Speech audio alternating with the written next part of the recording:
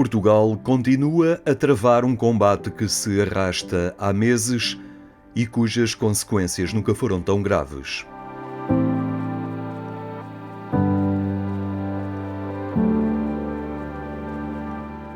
Quase há um ano que todos experimentamos uma realidade nova que, a esta distância, se apresenta já como um novo normal.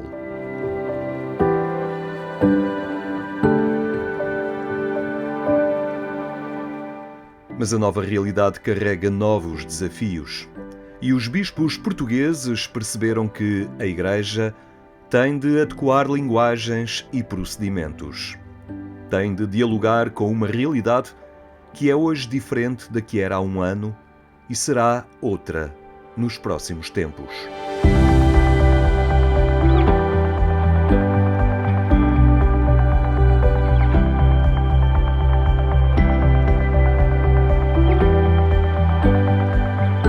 Por isso, no primeiro dia deste novo ano era divulgado o documento Desafios Pastorais da Pandemia à Igreja em Portugal. Um impulso para uma Igreja renovada, capaz de saber habitar este silêncio. Pois, só assim, escrevem os bispos, conseguirá ouvir Deus que nos deixou ficar sem palavras. Esta Igreja que sai daqui, por um lado provada, mas por outro lado também resiliente nos esforços que foram feitos. Os períodos de crise, e isso salta do nosso documento, são períodos que levam a redimensionar sempre a vida. E isto, particularmente neste momento, em que já a sociedade está numa profunda revolução. Eu acho que pode ser providencial este momento que nós vivemos, porque precisamente por essa parte do silêncio e do reconsiderar as coisas. Em tempos de crise, não vale ser, não se pode ser aderir em meios termos. Mais ou menos, um toque aqui, um toque ali, não dá. Em período de crise, convicções como esta, da opção de fé, ou são ou não são. Porque quem não for, cai.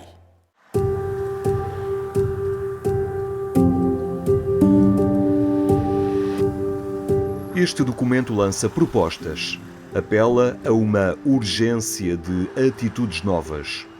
No seu diálogo com o mundo, a Igreja vai ter que aprofundar sensibilidades e estar atenta a novas realidades, desde logo o valor da vida e o acesso aos cuidados de saúde. Os bispos escrevem: estamos todos no mesmo barco, mas sabemos que a saúde não é igual para todos e que se vive e morre em barcos muito desiguais. Eu digo sempre, quando também apresentando e falando do nosso Sistema Nacional de Saúde, eu digo, olha, não está mal, mas tem de melhorar muito. Damos grandes passos, mas precisamos de melhorar muito. Porquê? Porque na realidade o que é que acontece?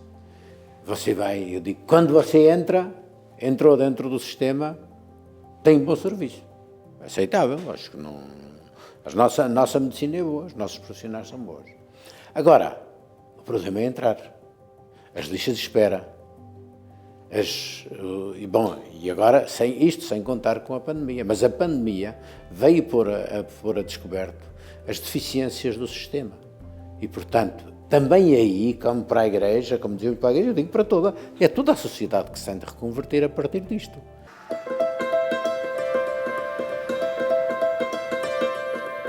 Esta experiência que colocou os hospitais na ordem do dia e na prioridade nacional tem sido também desafio para uma Igreja presente e atuante nas capelanias, no meio hospitalar, como reconhecia o coordenador nacional entrevistado recentemente no programa Eclésia da RTP2. Este momento nos ajuda a refletir no modo como estamos nos hospitais. Por um lado, no modo como nos relacionamos com os profissionais, no modo como interagimos com eles, no modo como colaboramos mutuamente e, sobretudo, a reflexão no modo como estamos junto dos doentes.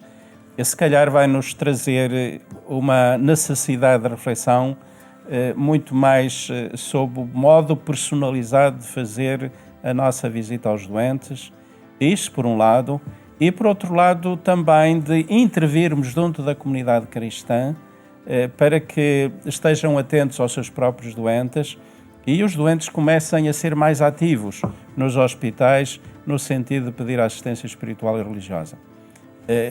Há uma bola, de alguma forma se pode falar assim, entre aspas, que está da parte dos doentes e da parte das comunidades cristãs, até para que a própria assistência espiritual religiosa seja mais personalizada, por um lado, e mais efetiva, por outro.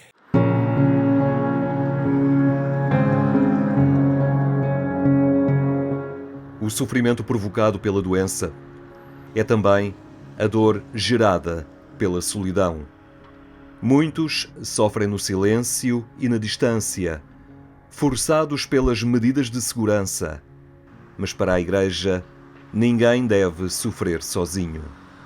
Lembram os bispos que não se pode abandonar na solidão quem está nos momentos mais exigentes e decisivos da vida. O meu problema é que não é fácil, neste momento, mesmo nos lares que dependem de nós.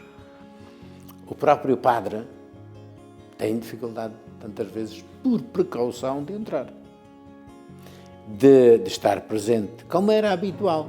O padre visitar, ir ter com os doentes, ou nos lares com as pessoas que estão ali. Eu próprio ia visitar, mas agora eu não vou atrever-me a ir lá para dentro causar mais dificuldades. Não só aos utentes, mas a todo o pessoal de saúde. Cada um externo que chega tem de ser integrado dentro do sistema para não causar mal a ninguém. Portanto, esta é uma das coisas fundamentais que a mim me dói muito. Porque neste lugar, nestes espaços, é onde as pessoas precisam de mais apoio. E digo do ponto de vista religioso, mas digo do ponto de vista psicológico, digo do ponto de vista da família, dos afetos. Mas também a gente tem de renunciar tantas vezes, onde a contradição e o paradoxo de tudo isto é que eu tantas vezes estar próximo significa não me aproximar.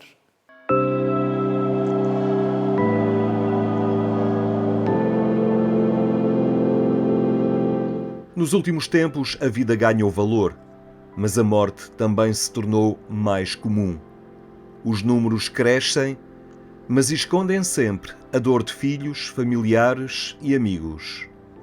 Por isso, também há comunidades e párocos que trabalham já esta sensibilidade e concretizam uma igreja atenta à integralidade do ser humano. A morte, a dor ou o luto são também dimensões a reclamar atenção pastoral da igreja. Porque nestes momentos do luto as pessoas sentem a presença de um abraço, uma presença mais presente, apesar de que ainda que silenciosa, as pessoas sentem verdadeiramente essa necessidade. E o facto de não podermos abraçar, não podermos manifestar um afeto mais próximo junto daqueles que estão a sofrer, portanto, o luto, neste tempo de pandemia, para além de os desorganizar emocionalmente e profundamente, fez com que as pessoas se sentissem mais desprotegidas. Aurora Soares perdeu o pai e sentiu o significado destes tempos que nos obrigam a ficar afastados de quem gostamos. Mas experimentou também uma igreja próxima. Por vezes nestas horas não é o que se diz.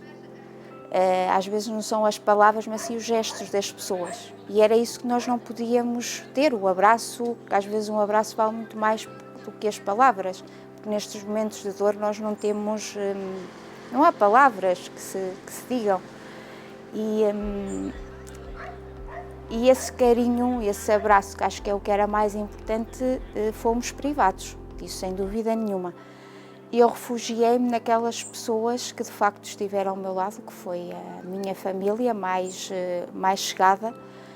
O Sr. Padre também me deu muito apoio. A vulnerabilidade é um campo pastoral, é um apelo à ação e à presença da Igreja. O que caracteriza a nossa intervenção junto dos nossos irmãos que partem é exatamente a proximidade. Estarmos com as pessoas que vivem este momento, mostrando que não estão sós, que podem contar connosco, não apenas quando a vida corre bem, mas também nestes momentos de dor.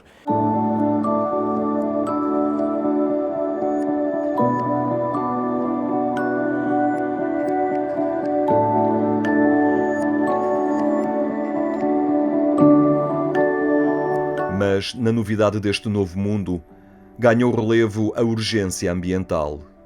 O apelo do Papa Francisco na Laudato Si adquiriu contornos ainda mais nítidos quando o mundo parou e começou a respirar mais puro.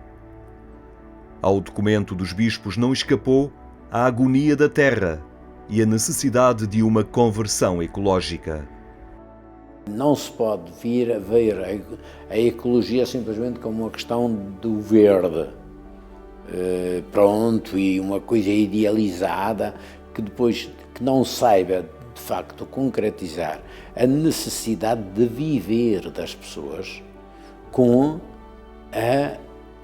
a defesa do planeta. É preciso que tenhamos de facto a capacidade de aproveitar esta paragem, este tal silêncio, para que o barulho depois seja diferente. Mas, de certa forma, a Igreja, as suas comunidades, já vão intuindo prioridades e urgências.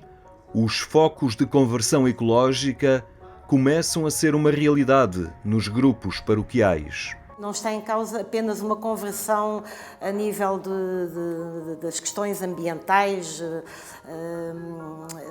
enfim, a chamada ecologia verde, não é? Estão em causa assuntos de justiça social. Portanto, cada um de nós, não há dúvida, pode fazer qualquer coisa. E se a pandemia ensinou-nos, sem dúvida, que podemos viver com menos, cada um de nós faz escolhas quando vamos ao supermercado, enfim, cada momento da nossa vida. E realmente é um momento de pausa também para contemplar.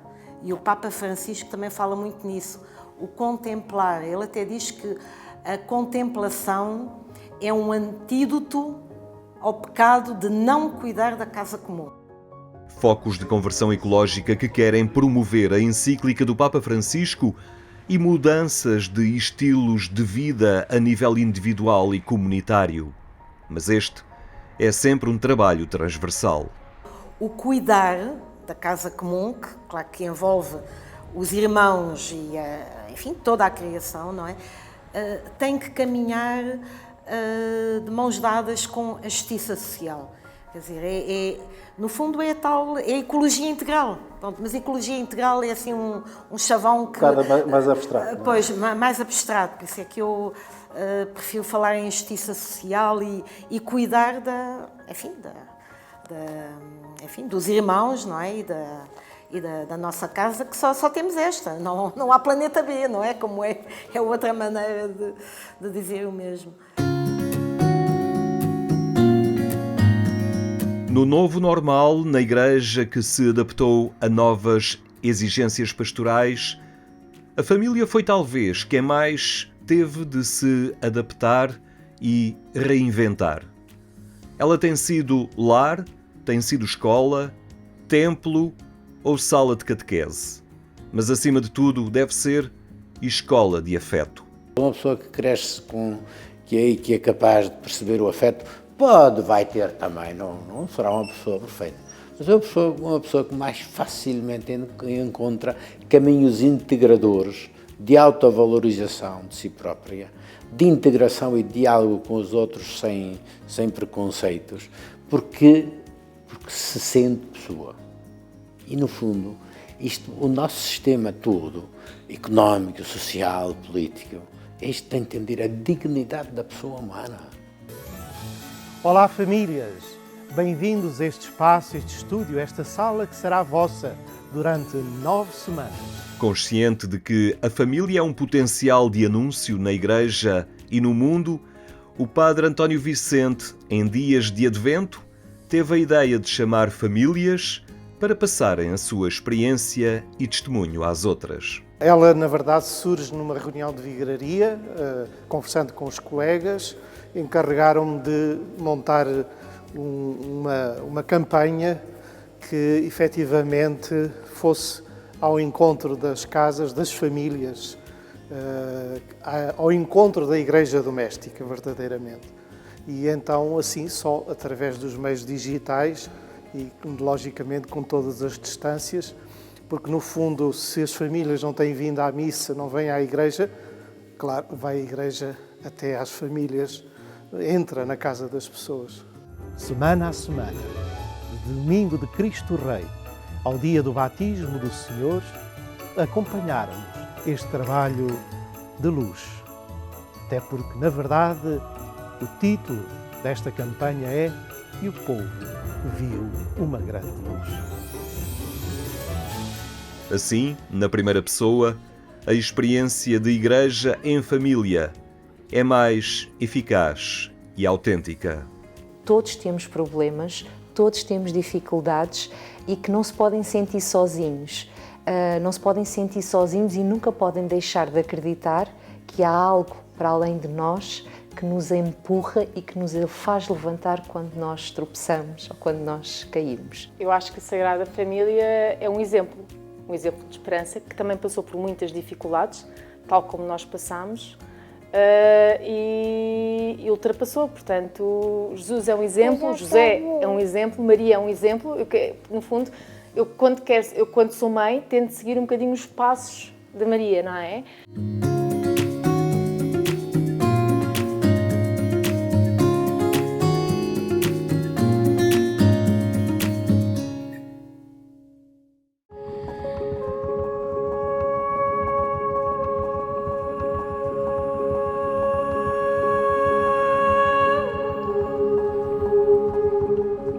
Mas a Igreja habita por estes dias um mundo frágil, cheio de gente vulnerável.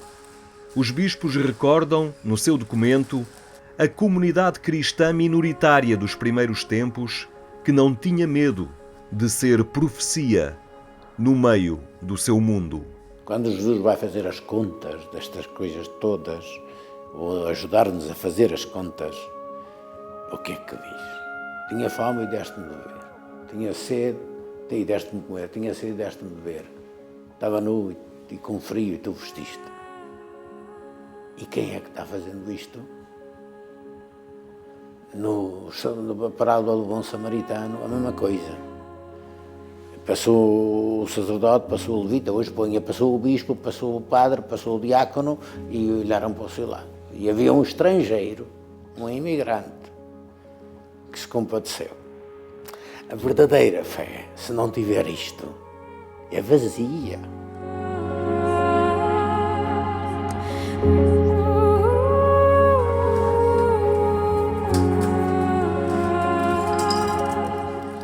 Por isso, há quem meta as mãos ao trabalho numa missão de resgate à pobreza e partilha do essencial.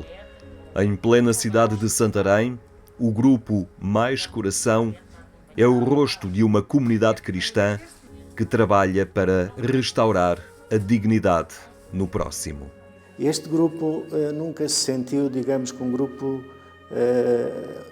muito individualizado. Somos nós que fazemos, não somos nós que fazemos. Este grupo sempre teve a consciência de que isto é um projeto, é um grupo da Igreja, nomeadamente da Igreja Local de Santarém, em que toda a Igreja, todas as pessoas desta comunidade se sentem participantes deste projeto. Uns dando o seu tempo, a sua disponibilidade na confecção, na distribuição, no acompanhamento destas pessoas e outras que nos dão os alimentos que confeccionamos e distribuímos. Nós, enquanto grupo, somos intermediários da comunidade. Somos o rosto da comunidade. Um trabalho de dedicação e de generosidade que é muito mais que a ajuda que dá a quem precisa. É uma forma de coerência com a fé que se professa, que não pode ficar sem os gestos que dão conteúdo e expressão às palavras. Os leigos desta paróquia estão empenhados, como estão empenhados há muitos anos, neste trabalhar, digamos assim, entre aspas, o Evangelho com as mãos, não é? E com os rostos e com o carinho das pessoas. Eu chamo isto um olhar cristão para o outro. E o olhar cristão é o olhar de quem olha para o outro com olhos de ver, não ver se ele é branco, se é preto, se tem uma cor, se está bem vestido ou se está mal vestido, mas não. Olhar nos olhos dele para perceber se aqueles olhos têm um grito de ajuda por trás, se têm alguma necessidade que a voz ainda não consiga verbalizar, mas que os olhos consigam transmitir. Um auxílio libertador, uma presença de igreja que quer resgatar para a liberdade vidas limitadas pela pobreza e pela falta de oportunidades. Dentro da igreja, é esta preocupação que a ninguém falta, que a ninguém falta o essencial, que nos esforcemos por, não de uma situação paternalista, mas numa perspectiva de ajudar as pessoas a serem independentes. Os milagres fundamentais de Jesus têm todos a ver com isto. Tornar pessoas livres e independentes.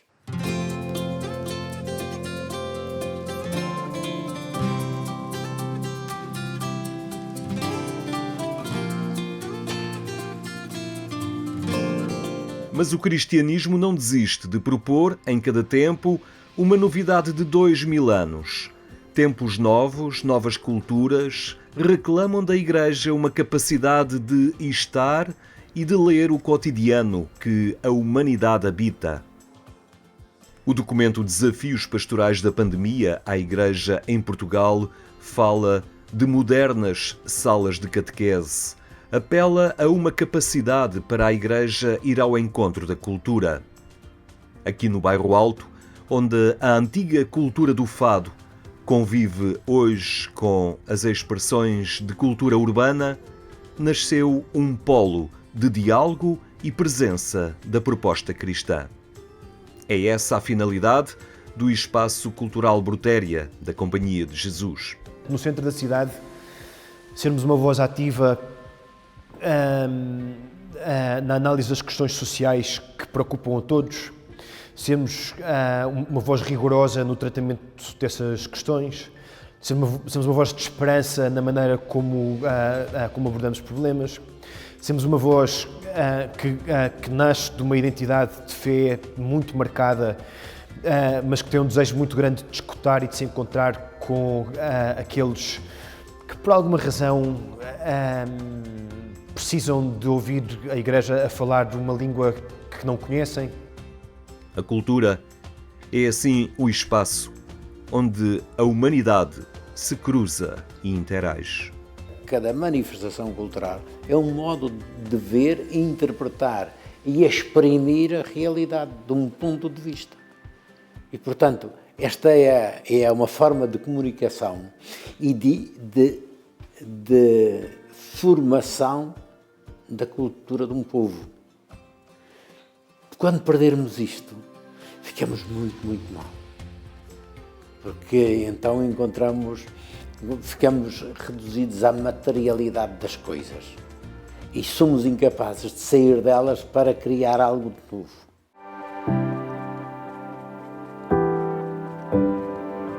No drama do momento que vivemos, sem conhecer ainda os contornos do futuro, há uma igreja de muita gente, com ideias e vontades, determinada num diálogo próximo e num caminho comum.